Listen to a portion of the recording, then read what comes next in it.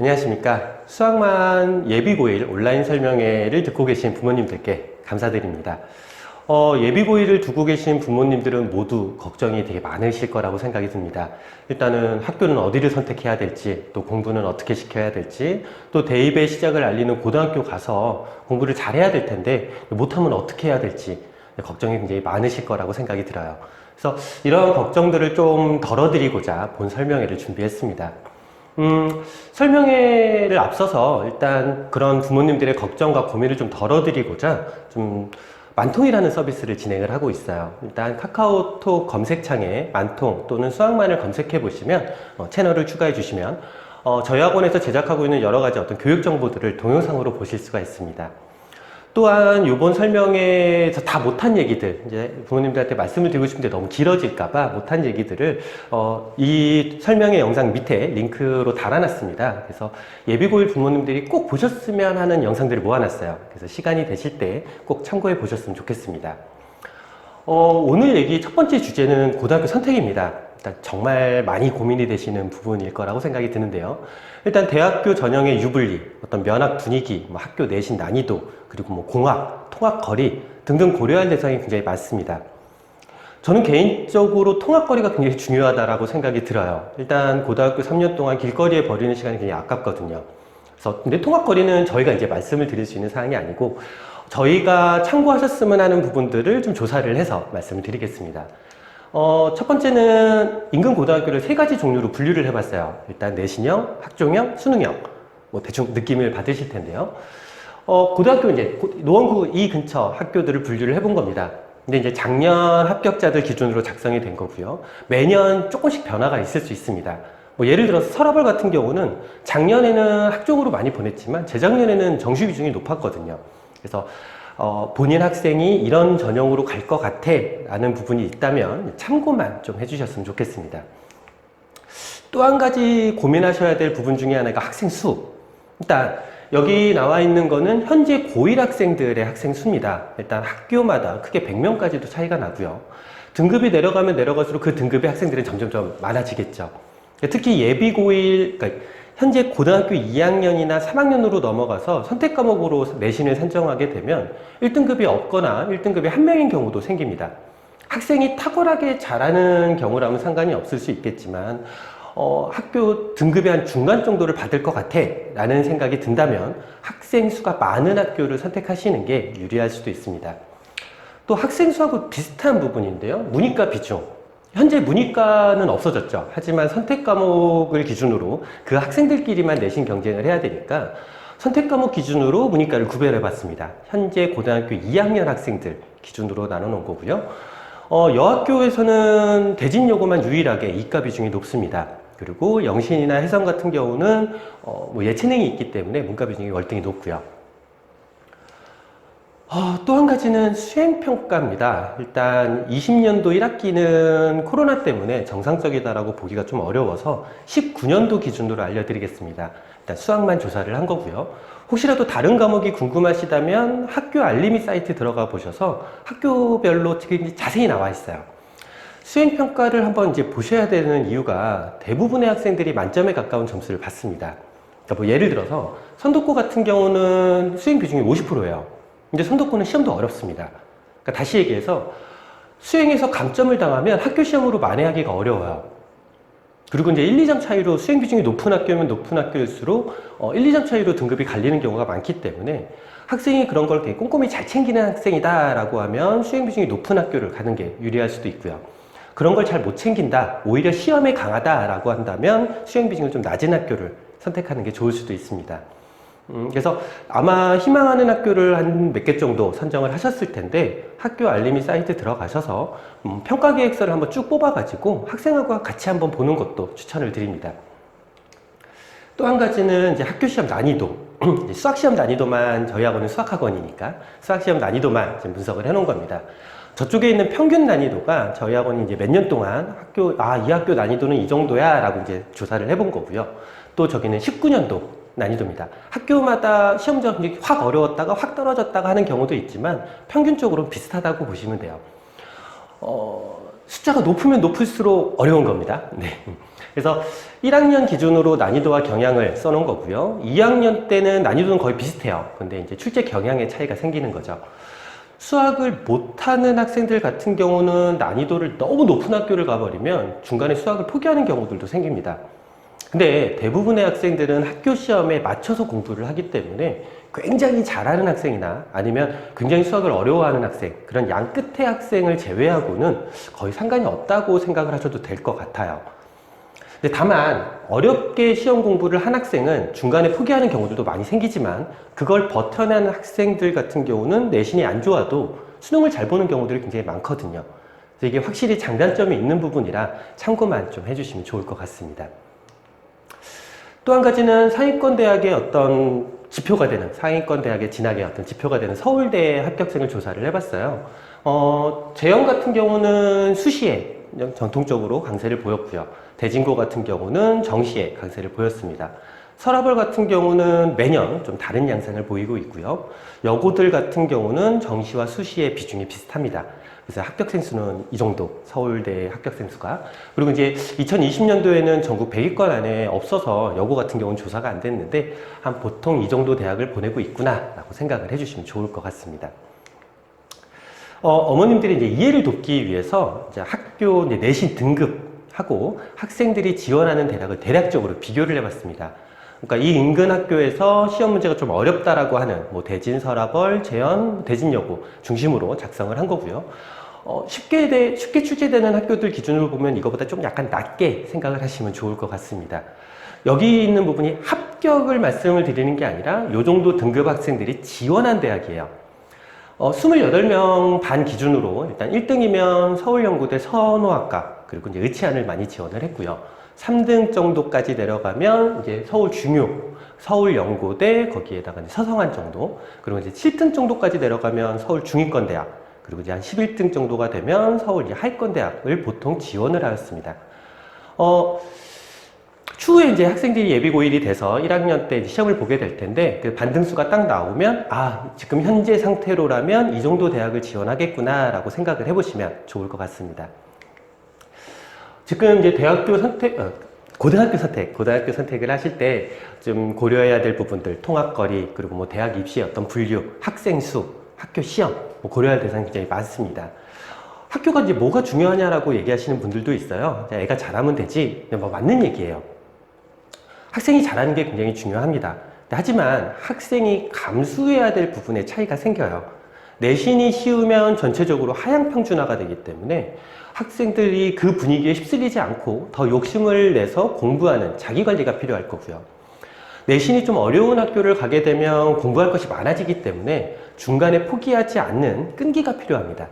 그래서 학생들의 상황은 부모님들이 더 잘 아실 거라고 생각이 들고요. 지금 방금 얘기했던 이러한 사항들을 고려하셔서 자녀분 고등학교 선택 때 좀 참고가 되셨으면 좋겠습니다.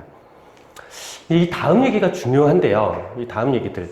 고등학교 올라가서 성적이 떨어지고 수학이 어렵다라고 얘기를 해요. 대부분 학교에서 수학이 굉장히 중요한 대학 입시의 요소이기 때문에 중간에 포기할 수도 없죠. 그래서 이제 고등학교 올라가면 꼭 생각해 보셔야 될 것이 있습니다. 일단 초등학교, 중학교 때 단원을 보면 다음과 같아요. 잘 보시면 일단 수를 배워요. 그리고 함수를 배우고요. 그 다음에 도형을 배우고 통계를 배웁니다. 중학교 1학년 때도 그렇고 2학년 때도 그렇고 3학년 때도 그래요. 이 얘기를 다시 얘기를 하면 1학년 때 놓친 부분이 있어도 2학년, 3학년 때 복습할 기회가 있습니다. 그리고 개념이 조금씩 추가가 되기 때문에 자동으로 반복을 할 수 있게 교육과정이 짜져 있어요. 그래서 계속 복습할 기회가 있다는 거죠. 근데 이제 고등학교 올라가면 문제가 있습니다. 고등학교 1학년 때 배우는 단원들을 보면 일단 중학교 때 배웠던 단원들 이름하고 되게 친숙한 단원들이 많아요. 하지만 내부 내용을 보면 굉장히 다릅니다. 또 2학년, 3학년 때 단원들을 보면 처음 듣는 단원들이 대부분이에요. 로그, 수열, 극한, 미분, 적분 다 처음 듣는 단원들입니다. 다시 말해서 중학교 때는 복습할 기회가 교육과정상 있어요. 근데 고등학교 때는 그런 기회조차가 없습니다. 그러니까 한 번 배울 때 확실히 배우고 넘어가야 다음 과정에서 문제가 발생하지 않아요. 또 고등학교 1학년 때 고등학교 1학년 때는 초등학교, 중학교 때 배웠던 내용에다가 플러스 새로운 내용이 굉장히 방대한 내용이 추가가 돼서 1년간 굉장히 빠르게 진행이 돼요. 그리고 2학년, 3학년 때 선택 과목에 따라 다르겠지만 두세 권의 책을 굉장히 빠르게 배웁니다. 그러니까 잠깐 방심하면 쫓아가기 굉장히 어렵다는 소리예요. 진도 속도가 빨라지니까. 또 한 가지 문제가 있습니다. 중학교 때는 한 단원을 배우면 그 단원에 해당하는 공식이 한두 개예요. 그리고 그거에 해당하는 유형도 한두 개예요. 그러니까 이해가 잘 안 되면 외워서라도 풀 수 있어요.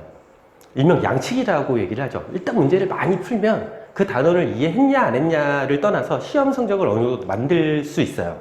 근데 고등학교 때는 그 방법으로는 불가능합니다. 일단 한 단원을 배우고 나오는, 한 단원에 나오는 내용 자체가 굉장히 많아요. 그리고 공식도 많고 유형도 굉장히 많아요. 이 모든 유형들을 외워서 푸는 건 불가능합니다. 그러니까 진짜 양치기로 문제를 푸는 것이 아니라 진짜 이 단원을 이해를 해야 돼요. 문제는 또 있어요. 출제되는 시험 문제를 보면 중학교 때는 방정식이면 방정식 문제가 나오고요. 도형이면 도형 문제가 나옵니다. 근데 고등학교 단원에서는 방정식, 함수, 도형이 막 섞여서 나와요. 그러니까 분명히 도형 단원을 배우고 있는데 그 앞에 배운 방정식이나 함수 개념이 계속해서 나오는 거죠. 그래서 특정 단원에 문제가 있다고 해서 그 단원만 공부를 해서는 해결할 수가 없어요. 그래서 앞의 내용을 계속 알아야 된다는 거죠. 그러면 진도도 빨라지고 알아야 될 것도 많아지고 그 앞의 내용은 안 돼 있고 그런 벽에 부딪히게 되면 학생들은 어디서부터 해결을 해야 될지를 몰라요. 그래서 막막해지고 그리고 이제 포기하게 되는 거죠. 또 이제 말씀을 드리는 게 성적이 떨어지는 이유가 이제 또 있는데 정확하게 말씀을 드리면 성적이 떨어지는 것처럼 보이는 거예요. 떨어진 게 아니라 떨어지는 것처럼 보이는 거예요. 지금 18년도 인근 중학교 3학년 학생들의 성적 분포예요. 또 이 옆에는 19년도 인근 고등학교의 1학년 학생들 성적 분포입니다. 특목고나 전학을 간 학생들을 제외하면 대부분 이제 같은 학생들이겠죠. 코로나 사태 때문에 20년도 건 조사를 안 했어요. 18년도하고 19년도 걸 비교해 드리겠습니다. 중학교 때는 일단 성취도로 성적이 나와요. 그러니까 90점 이상이면 A를 받게 되죠. 그 A를 받는 비중이 대략 한 25%가 넘어요. 고등학교 때는 성취도는 90점 이상이 아닙니다. 일단 학교에서 기준을 정해놓고 그 기준을 넘으면 A를 받고. 근데 여기서 중요한 건 성취도가 아니라 평균과 표준 편차를 보셨으면 좋겠어요. 평균적으로 수학 평균을 말씀을 드리는 겁니다. 중학교 때 평균이 70점에서 고등학교 때는 55점으로 바뀝니다. 표준 편차는 24점에서 18점으로 바뀌었어요. 이제 이것이 의미하는 바가 평균에다가 표준 편차 점수를 더하면 대략 그 학교의 상위 16% 학생들 점수가 나옵니다. 중학교 때 상위 16% 학생이라고 하면 94점 정도, 고등학교 때 상위 16%라고 하면 73점이에요. 그러니까 중학교 때 100점을 맞던 학생이라도 고등학교 올라가면 80점을 겨우 받을 수 있다는 소리입니다. 같은 실력이라고 하면 점수는 무조건 떨어지는 게 정상적이에요. 첫 시험을 보고 나서 학생들이 굉장히 많이 충격을 받습니다. 일단 난 중학교 때 이 정도 성적을 계속 유지했는데 고등학교 갔더니 20점이 떨어졌어. 그러면서 고등학교 학생들 1학년 때 특히 중간고사 때 첫 번째 시험 때 많이 충격을 받는데 이때 부모님들이 야 너가 성적이 떨어진 것이 아니라 이러한 상황이야 라고 얘기를 해주시면 와 우리 엄마 다른데? 라고 생각을 할 거예요. 이 사항은 좀 알고 계셔야 될 것 같습니다. 고등학교 때는 성적이 등급이 중요합니다. 점수가 중요한 게 아니라 등급이 중요하죠. 일단 이 부분은 부모님들이 충격을 좀 받으시는 부분인데 중학교 때 90점을 맞으면 잘한 점수인가요? 보통 중학교 때 100점을 맞으면 우리 잘했어. 90점을 맞으면 좀 아쉽지만 실수만 안 했으면 100점을 맞았을 거야. 응, 잘했어. 80점이면 좀 부족한 듯 하지만 노력하면 잘할 거야. 보통 이렇게 생각을 많이 하실 것 같아요.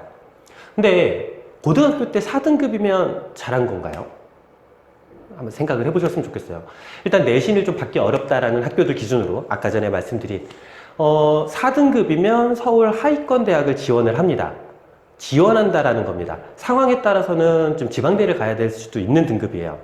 근데 아까 전에 말씀드렸던 비율로 말씀을 드리겠습니다. 고등학교 때는 등급이 중요하죠. 1등급은 4%고요. 2등급은 11%고요. 3등급은 24%예요. 아까 전에 중학교 때 성취도 A를 받는 평균적으로 A를 받는 학생들이 25%라고 말씀을 드렸습니다. 그러니까 중학교 때 A를 받았던, 성취도 A를 받았던 학생이 고등학교 올라가면 4등급까지도 받을 수 있다는 소리예요. 그러니까 여기서 이제 많이 함정에 빠져요. 그러니까 우리 애가 중학교 때까지는 굉장히 잘해왔는데 고등학교 올라가서 성적이 떨어졌다가 아니에요. 같은 실력이면 무조건 등급이 이렇게 나올 수뿐이 없습니다. 학생의 상황을 높게도 낮게도 보지 않아야 학생의 상황을 정확하게 판단을 하셔야 해결책이 보입니다. 그러면 제가 방금 이제 말씀을 드린 게 고등학교 올라가면 수학은 어려워지고 진도도 빨라지고 해야 될 양은 많아진다고 말씀을 드렸어요. 또 성적은 떨어지는 게 당연하다고 말씀을 드렸습니다. 그럼 이제 어떻게 해야 되겠는가 고민이 많이 들게 될 수뿐이 없는 상황인데, 이럴 때 제일 많이 선택을 하시는 게 선행입니다. 근데 선행하는 이유를 잠깐 보면 선행을 빨리 나가서 여러 번 반복을 하면 좋은 성적을 받지 않을까, 뭐 또 한 번 봐서 모른다고 하니까 더 많이 시키면 좋아지지 않을까, 뭐 남들은 어디까지 나갔다고 하니까 더 속도를 내서 그거보다 더 빨리 그 정도는 나가야 되는 거 아니야? 라고 생각을 하세요. 또 문제집 기준으로 선행을 이 문제집 끝났고 이 문제집 끝났고 이 문제집 끝났으니까 얘는 선행이 어느 정도까지 됐어 라고 생각을 하세요. 근데 진도가 빨라지면 이해가 느려집니다. 이해가 안 된 상태에서 계속 반복만 하다 보면 굉장히 나쁜 습관이 생겨요. 그 나쁜 습관을 고치기가 더 어렵습니다. 또 왜 봤는데 모르는지에 대해서 생각을 해보셔야 돼요. 왜 한 번 봐도 제대로 알아야죠. 왜 봤는데 모를까? 까먹은 부분과 모르는 부분은 되게 다른 얘기예요. 또 남들과 비교해서 선행 속도를 잡으시면 안 돼요. 선행 속도는 내 애에 맞춰서 선행 속도를 잡으셔야 됩니다. 그리고 문제집 기준으로 선행을 나가는 거는 학생도 부모님도의 만족도만 있지 그렇게 도움이 되진 않습니다. 고등학교 때 공부를 하고 학원을 보내시는 목적이 좋은 성적을 받기 위함입니다. 그 방법 중에 하나가 선행이지 선행이 빠르다고 좋은 성적을 받는 건 아니에요. 그러면 우리 애가 지금 현재 선행이 잘 되어 있는지, 선행이 나간 부분이 있다면 그 나가 있는 부분이 잘 되어 있는지 안 되어 있는지는 솔직히 이제 선생님들이 제일 잘 분석을 하시겠죠. 근데 이제 부모님들도 집에서 좀 대략적으로 알아보실 수가 있어요. 그러니까 뭐 예를 들어 이제 한 센 B 정도 단계, 그 정도 수준의 문제를 어떤 학생이 푼 연습장을 한번 좀 보세요. 그래서 고등학교 수학 문제는 의미 없는 계산 문제가 막 이렇게 나오지 않아요. 중학교, 초등학교 때는 의미 없는 계산 문제가 막 나오는데 고등학교 때는 그렇지 않습니다. 뭔가 다 이유가 있어요. 근데 만약 그렇게 어려운 문제가 아닌데 풀이 과정이 굉장히 길다면 단원에 대한 이해를 잘못하고 있을 가능성이 굉장히 높습니다. 뭐 예를 들어 지금 현재 이거는 학원 내부의 어떤 배치고사 본 결과에서 발치를 한 건데요. 첫 번째 예시는 단원의 의도대로 풀면 세 줄이면 푸는 문제예요. 근데 저 첫 번째 학생은 굉장히 뭔가 풀이가 길죠. 그러면 단원의 이해를 잘못하고 있다는 소리예요. 또 두 번째 예시를 보시면 첫 번째 학생은 맞추긴 했어요. 하지만 그냥 넣어가지고 그냥 계산한 거예요. 단원의 이해를 제대로 하고 있는 게 아닙니다. 이 두 번째 학생은 틀리기는 했지만 단원의 이해를 제대로 이해하고 문제를 푼 거예요. 단원의 이해를 제대로 하지 않고 풀면 학교 시험 가가지고 맞출 수가 없습니다. 주어진 시간 내에 문제를 못 풀고요. 문제가 조금만 어려워져도 도저히 문제를 맞출 수가 없어요. 집에서 이제 학생의 연습장을 한번 들춰보셔서 풀이 과정을 꼭 보세요. 그래서 평이한 문제 기준으로 너무 풀이가 길다든가 아니면 루트 기호가 막 너무 많이 나온다든가 그럼 의심을 해보셔야 돼요. 또 풀이가 전혀 없어. 그리고 여기 주어진 숫자들만 가지고 그냥 대입해서 그냥 답을 맞췄어. 이런 것도 문제입니다. 풀이 과정이 없고 그냥 대충 숫자를 넣어봤는데 답이 나오는 경우, 이거는 단원을 안다라고 말할 수가 없어요. 이런 식의 상황이라면 일단 상담을 좀 받아보시기를 추천을 드리고요. 또 한 가지는 이런 상황이 터졌다면 학생 진도를 수정해야 됩니다. 선행이 답이 아니야. 그러면 이제 선행에도 문제가 있어. 그럼 이제 어떻게 해야 될까? 이렇게 고민이 되게 많을 부분인데 일반적으로 답을 내기는 굉장히 어렵습니다. 일단 학생 상황에 따라서 그때그때마다 방법을 바꿔줘야 되고요. 또 학생이 무엇이 문제인지 계속 관찰을 해서 그때그때 방법을 수정해줘야 돼요. 그래서 이 설명에는 이 얘기를 다 하기가 좀 어려워서 아까 전에 말씀드렸던 만통 영상을 좀 참고해 주셨으면 좋겠고요. 특히나 그 세 가지 영상을 좀 추천을 해드리겠습니다. 첫 번째는 집에서 이런 관리가 어렵다면 이제 학원을 잘 선택을 해야겠죠. 고등학교 때 학원은 성적을 내는 곳이에요. 진도를 나가는 곳이 아닙니다. 성적을 내는 곳이에요. 그 판단 기준 하에 고등학교 때 학원을 알아보실 때 꼭 알고 가셨으면 하는 내용들을 좀 정리를 해놓은 영상입니다. 물론 저희 학원을 선택하시는 분들은 안 보셔도 돼요. 저희 학원은 좋은 학원이니까. 두 번째는 아이들과 부모님들의 생각의 차이가 있습니다. 그래서 얘기를 할 때 대화가 잘 안 되는 경우가 있고, 또 학생이 문제가 생겼을 때 어디서부터 해결을 해야 될지 잘 모르는 경우들이 있어요. 그래서 그런 부분들을 어떻게 해야 될까에 대한 영상입니다. 또 한 가지는 학교 시험 기간. 학교 시험 기간을 잘 대비함으로써 성적이 한 20점까지도 차이가 납니다. 그래서 시험 기간 때는 어떻게 해야 되는가에 대한 영상입니다. 그래서 이 세 가지 정도라도 부모님들이 꼭 한번 참고해 보셨으면 좋겠습니다. 이제 저희 학원 소개를 좀 해드리려고 해요. 일단 매년 저희 학원 졸업생들 성과와 졸업생들 대학 성과, 그리고 재원생들의 학교 내신 성과가 굉장히 좋습니다. 일단 어떻게 생각하실지 모르겠지만 생각하시는 것보다 훨씬 좋아요. 근데 이 얘기는 결론적으로는 남의 성적인 거고, 이런 부분보다 자녀분을 어떻게 수업을 해줄지 그런 부분들이 더 궁금하실 것 같아서 저희 학원 시스템에 대해서만 얘기를 드리려고 합니다. 반 종류는 일단 정규반, 그 단과반, 그리고 방학특강 반이 있어요. 근데 방학특강하고 단과반 같은 경우는 학생 진도 상황과 그 반 상황에 맞춰서 학원에서 이제 개설되는 반이다 보니까 보편적으로 이제 진행을 하고 있는 정규반 중심으로 소개를 해드리겠습니다. 일단 정원은 8명이에요. 지금까지 이제 경험으로 학생 수가 10명이 넘어가면 한 명 한 명을 좀 파악하기가 어려운 점이 있습니다. 또 너무 학생 수가 적어도 학생들이 긴장감이 떨어지기 때문에 너무 작은 것도 문제가 있다라고 봐요. 그래서 저희 학원은 여태까지 이제 경험을 토대로 가장 적절한 최대 정원이 8명이라고 생각을 합니다. 또 수업 시간은 8시간 정도라고 생각을 하시면 되는데요. 정도라고 말씀을 드리는 이유는 뒤에 가서 말씀을 드리겠습니다. 일단 저희 학원은 학생한테 집중을 합니다. 철저한 담임제로 운영이 되고 있고요. 그 담임 선생님이 수업을 하고 그거에 대한 질의응답도 받고, 그리고 학생을 체크를 합니다.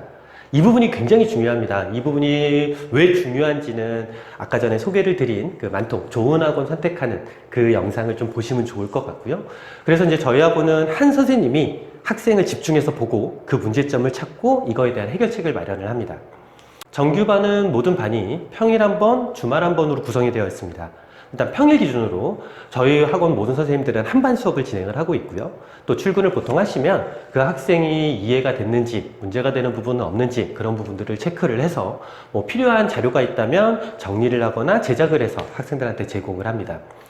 수업은 6시부터인데 추가적으로 질의응답이 필요한 학생들 같은 경우는 더 일찍 불러서 질문을 받기도 하고요. 수업 시간은 6시부터 10시까지 4시간이 진행이 됩니다. 그동안 이제 뭐 숙제 검사도 하고 숙제 질의응답도 받고, 그리고 이제 진도를 나가게 되죠. 주말은 2시간 수업이 진행이 되고 수업 이후에 1시간 반에서 한 3시간 정도 피드백 수업이 진행이 됩니다. 학생들마다 이제 시간이 좀 다를 수 있죠. 이 시간은 일반적인 문풀 시간은 아니에요. 알바가 질문받는 시간도 아닙니다. 학생들이 성적이 정말 잘 나오기 위해서는 이 시간이 제일 중요하다고 생각하시면 돼요. 이 피드백 시간도 수업을 진행하시는 그 담임 선생님이 직접 진행합니다. 학생이 잘 이해했는지, 내가 수업한 내용을 제대로 이해했는지, 다르게 잘못 이해하고 있는 건 아닌지, 뭐 학생들이 구멍이 난 부분들이 없는지 그런 부분들을 체크하는 시간이라고 생각하시면 돼요. 그래서 그 일주일 동안 나갔던 부분들에 대한 테스트를 보면서 문제가 잘못 이해하고 있는 부분들을 바로 잡아주고요. 이해가 안 갔다면 다시 정리를 해주고요. 문제가 필요하다면 유사 문제를 제공합니다. 특정 이론이 잘못됐다면 그거에 대한 프린트도 제작해서 제공을 하고요. 전체적으로 다 문제야! 그러면 수업을 다시 듣게 합니다. 그래서 한 주간에 제대로 가고 있는지 한 주 단위로 계속 관리를 하고 진행을 한다라고 생각해 주시면 좋을 것 같습니다. 또 한 가지는 저희는 반복에 집중을 합니다. 정리가 잘 되어 있어도 시간이 지나면 까먹습니다.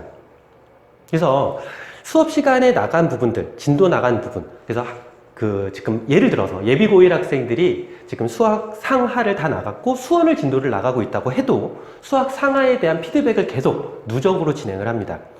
시간이 지나면 까먹기 때문에 학교 시험이 끝나기 전까지는 모든 교과, 진도 나간 모든 교과에 대한 피드백을 같이 진행을 하고 있고요. 또 한 가지는 저희 학원은 모든 수업을 동영상으로 찍고 있습니다. 그래서 언제든지 그 수업한 부분을 다시 들을 수가 있어요. 혹시라도 예전에 들었던 부분들을 까먹은 부분이 있다면 본인이 들었던 수업을 다시 듣는 것이 가장 이해도 빠르고 효과적입니다. 또 학생마다 이제 차이가 있을 수 있겠지만 학생들이 틀린 문제를 또 다시 틀릴 가능성이 굉장히 높기 때문에 그 다시 틀린 문제에 대한 오답을 다시 계속 확인할 수 있게 프린트를 제공하고 있습니다. 또 틀린 문제에 대해서 집중을 하고 있어요. 그러니까 학생이 한번 틀렸던 문제를 바로 답변을 이렇게 질의응답을 받고 다시 풀어봐 라고 하면 학생이 풀 수 있겠지만 시간이 조금 지나거나 문제가 조금 변형이 되면 다시 또 틀릴 수가 있습니다. 그래서 저희 학원은 계속 업데이트를 하고 있는 인근 학교에 최적화되어 있는 특화된 저희 학원 수학만 DB로 학생들이 틀린 문제가 있다면 유사 문제를 제공을 하고 있어요. 이 DB는 인근 학교 시험에 한 80% 이상의 어떤 높은 적중률을 굉장히 자랑하고 있습니다. 그래서 학생이 문제를 틀리면 그거에 대한 유사 문제를 줘서 계속 틀리지 않게 계속 만들어주는 거죠. 또 저희 학원은 학교 시험에 굉장히 집중을 하고 있습니다. 일단 당장 시험 대비도 중요하지만 그 다음 시험도 굉장히 중요해요. 그래서 시험을 한번 본 후에 그 학생이 본 시험지를 갖고 오라고 해서 학생들하고 어떤 것이 문제였는지, 뭐 어떻게 해야 시험을 더 잘 볼 수 있는지를 분석을 하고 학생들하고 상담을 합니다. 또 이 시험지를 분석을 해서 그 학교의 시험의 어떤 성향, 킬러 문제의 비중, 뭐 어떤 출처, 그걸 종합적으로 분석을 합니다. 이러한 부분들을 바탕으로 그 다음 시험 계획을 또 짜고요. 시험 대비 그 계획을 어떻게 짜냐, 전략을 어떻게 짜냐에 따라서 시험 성적이 크게 10점에서 20점 이상 차이가 날 수도 있습니다. 그래서 이 부분은 아까 전에 그 만통 또 말씀드렸던 내신 대비 관련된 영상에 자세하게 이유를 올려놨으니까 좀 참고 부탁드리겠습니다. 이러한 시험 분석을 바탕으로 학생과 상담을 해서 문제점을 찾고 해결책을 찾아서 다음 목표를 계획합니다. 그리고 이제 방법론을 찾는 거죠. 또한 이런 부분들을 종합적으로 분석한 자료들을 자료화하고 다시 수학만 DB에 반영을 합니다. 그래서 더 학교 시험에 특화된 자료를 구축을 하고 있고요. 매 학교마다 출제되는 경향도 계속 바뀌고 있어요. 그래서 그거에 대한 분석, 업데이트를 계속 하고 있습니다.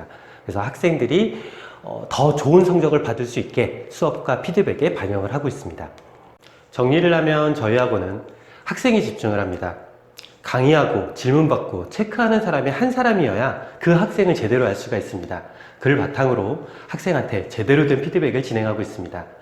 두 번째는 저희는 반복에 집중을 합니다. 피드백은 누적으로 진행이 되며 언제든지 수업을 다시 들을 수 있는 시스템이 구축되어 있습니다. 세 번째는 틀린 문제에 집중을 합니다.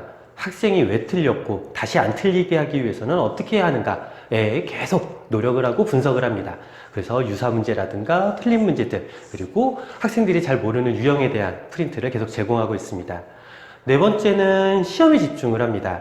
철저한 시험 분석, 그리고 학생들과의 상담을 통해서 매 시험 최고의 성적을 받을 수 있도록 노력하고 있습니다.